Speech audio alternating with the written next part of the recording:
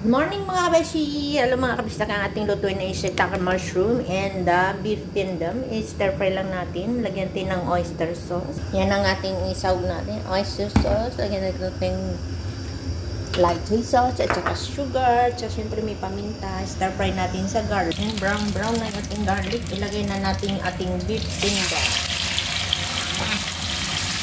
Igisa natin sa bawang. Simplahan na natin siya guys ng ating pepper.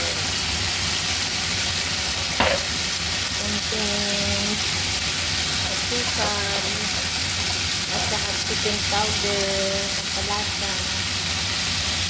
Yan, maano, talsik-talsik.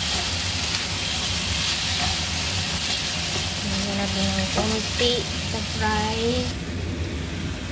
Lagyan na natin yung ating mushroom.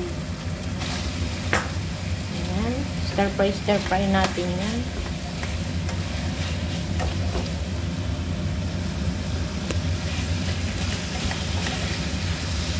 Lagyan natin ang yung soup stock nung aking pinakuluan natin doon. Baga sariling soup stock ng beef tendon. Lagyan natin ng konting light soy sauce para magkalasa.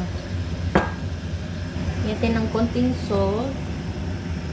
Pang pang balance ng lasa. Takpan natin hanggang lumambot yung ating mushroom. Tingnan natin guys. Ayan. Nag-subside na ang sabaw ng ating beef tendon with the mushroom shiitake. Ngayon, ilagay na natin ang ating last na garnish na spring onion. Ayan guys. Ayan mga kabeshi. Yan ang ating finished product ng beef tendon with the shiitake mushroom.